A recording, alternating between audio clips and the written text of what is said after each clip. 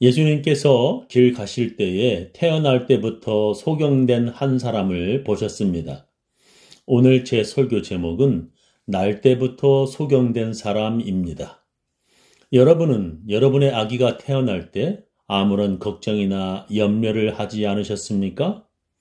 저는 제 아내가 첫 임신을 했을 때 혹시 이제 태어날 제 아이가 장애가 있으면 어떻게 하나 하고 걱정을 했었습니다. 제 아기가 태어나면서 소경이거나 팔이나 다리가 하나 없이 태어나면 어떻게 하나 저는 걱정을 많이 했었습니다. 그래서 기억나는 지난 여러 죄들에 대해 회개의 기도를 하였습니다. 그리고 첫 아이가 태어났는데 아무 문제가 없어 보여서 감사 기도를 하였습니다. 제 큰딸이 둘째 아이를 낳고 걱정을 하는 것을 저는 보았습니다. 아이가 자라며 엄마가 아이에게 장난감을 주어도 아이가 그것을 손으로 잡으려고 하지 않았습니다. 그래서 제 딸은 혹시 아이가 발달장애가 있는 건 아닌지 걱정을 했습니다. 그래서 우리는 함께 아이를 위해 하나님께 기도를 하였습니다.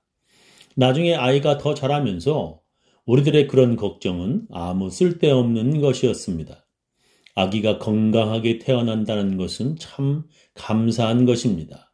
오늘 우리가 함께 읽은 성경 본문을 보면 예수님께서 태어날 때부터 소경된 한 사람을 보셨습니다. 그때 제자들이 예수님께 이 사람이 소경으로 태어난 것이 누구의 죄 때문입니까? 자기 자신의 죄입니까? 아니면 그 부모의 죄 때문입니까? 하고 묻습니다. 제가 걱정했던 것처럼 아기가 태어나면서 장애가 있는 것은 회개하지 않은 그 부모의 죄 때문입니까? 아니면 그 아기의 죄 때문입니까? 만약에 그 부모의 죄 때문이라면 아무런 죄도 없는 그 아기는 참 억울한 것입니다. 아기가 그 부모의 죄 때문에 그런 장애가 있게 되는 것입니다. 또 아기의 죄라면 그 아이가 이제 막 태어나면서 무슨 죄가 그리 많아서 그런 장애를 가지고 태어나겠습니까? 그러나 예수님께서는 이렇게 대답하셨습니다. 예수께서 대답하시되 이 사람이나 그 부모가 죄를 범한 것이 아니라 그에게서 하나님의 하시는 일을 나타내고자 하심이니라 하셨습니다. 이 사람의 죄 때문도 아니고 그 부모의 죄 때문에도 아니라는 것입니다. 그에게서 하나님의 하시는 일을 나타내고자 하심이니라고 예수님께서 말씀하셨습니다.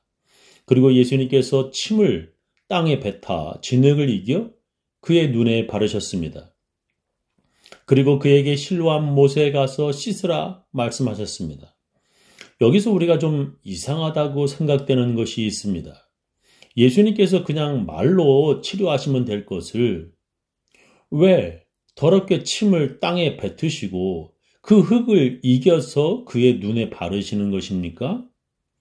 예수님은 그렇게 무엇인가를 꼭 이용하셔야만 기적을 행하신 것입니까? 소년의 작은 도시락이라도 있어야만 예수님은 5천 명을 먹일 수 있는 것입니까? 그렇지 않습니다. 예수님은 죽은 나사로를 다시 살리실 때 그 어떤 흙이나 침을 사용하시지 않으셨습니다. 그냥 말씀으로 나사로야 나오라 말씀하셨습니다. 그렇게 예수님이 말씀으로 죽은 지 4일이나 된 나사로를 무덤에서 살아나오게 하신 것입니다.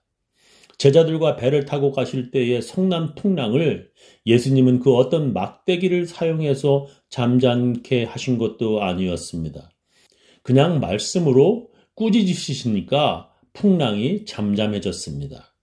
로마군 백부장의 병든 하인을 치료하실 때에도 그의 집에 가서 예수님이 침을 바르시며 그를 치료한 것도 아니었습니다.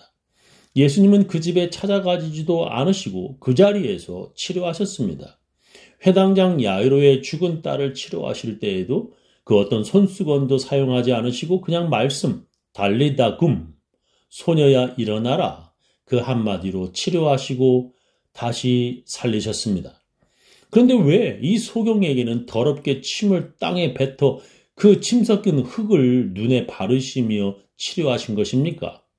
어떤 사람은 예수님의 치료 방법을 연구하면서 소경이나 말을 못하는 사람을 치료할 때에는 예수님은 자신의 침을 이용하신다고 주장을 합니다. 마가복음 7장과 8장에 보면 예수님께서 소경을 치료하실 때에는 그렇게 자신의 입에 침을 사용하셨다는 것입니다. 마가복음 7장 32절 이하 보면 사람들이 귀먹고 어눌한 자를 데리고 예수께 나와 안수하여 주시기를 간구하거늘 예수께서 그 사람을 따로 데리고 무리를 떠나사 손가락을 그의 양 귀에 넣고 침 뱉어 그의 혀에 손을 대시며 하늘을 우러러 탄식하시며 그에게 이르시되 에바다 하시니 이는 열리라는 뜻이라. 그의 귀가 열리고 혀에 맺힌 것이 곧 풀려 말이 분명하더라 했습니다. 사람들이 예수님께 귀먹고 어눌한 자, 말을 잘 못하는 자를 데리고 왔습니다. 예수님께서 손가락을 그의 양귀에 넣고 침 뱉어 그의 혀에 손을 대시며 치료하셨다는 것입니다. 여기에서 예수님이 침을 사용하셨다는 것입니다. 마가복음 8장 22절 이하에 보면 벳세다의 이름에 사람들이 소경 하나를 데리고 예수께 나와 손대시기를 구하거늘 예수께서 소경의 손을 붙드시고 마을 밖으로 데리고 나가사 눈에 침을 뱉으시며 그에게 안수하시고 무엇이 보이느냐 물으시니 우러러 보며 가로되 사람들이 보이나이다. 나무 같은 것들에 걸어가는 것을 보나이다 하거늘 이에 그 눈에 다시 안수하시매 저가 주목하여 보더니 나아서 만물을 밝히 보는지라. 예수께서 그 사람을 집으로 보내시며 가라사대 마을에도 들어가지 말라 하시니라 했습니다. 사람들이 또 다른 소경 하나를 예수님께 데려왔을 때 예수님이 그의 눈에 침을 뱉으시며 치료하였다는 것입니다. 이렇게 예수님이 소경을 치료하실 때마다 침을 뱉어 고치셨다고 그들은 주장합니다. 정말일까요? 꼭 그렇지는 않습니다. 마가복음 10장의 소경 거지 바디메오를 치료하실 때는 예수님이 그냥 말로 치료하십니다. 마가복음 10장 46절 보면 저희가 여리고에 이르렀더니 예수께서 제자들과 허다한 무리와 함께 여리고에서 나가실 때에 디메오의 아들인 소경 거지 바디메오가 길가에 앉았다가 나사렛 예수시란 말을 듣고 소리질러 가로되 다윗의 자손 예수여 나를 불쌍히 여기소서 하거늘 많은 사람이 꾸짖어 잠잠하라 하되 그가 더욱 심히 소리질러 가로되 다윗의 자손이여 나를 불쌍히 여기소서 하는지라. 예수께서 머물러 서서 저를 부르라 하시니 저희가 그 소경을 부르며 이르되 안심하고 일어나라 너를 부르신다 하며 소경이 겉옷을 내어 버리고 뛰어 일어나 예수께 나아오거늘 예수께서 연락 가라사대 네게 무엇을 하여 주기를 원하느냐? 소경이 가로되 선생님이여 보기를 원하나이다. 예수께서 이르시되 가라 네 믿음이 너를 구원하였느니라 하시니 저가 곧 보게 되어 예수를 길에서 쫓으니라 했습니다. 이곳에서 예수님은 그의 눈에 침을 뱉으시거나 흙에 침을 이겨서 그의 눈에 바르시지 않으셨습니다. 예수님은 단지 그에게 네 믿음이 너를 구원하였느니라 말씀하시자 저가 곧 보게 되어 예수님을 쫓았다고 성경은 기록합니다. 그렇다면 예수님은 왜 다른 소경에게는 침을 뱉으시며 치료하시고 바디메오는 왜 단지 말씀으로만 치료하시는 것입니까? 저는 그것을 그들의 믿음 때문이라고 생각합니다.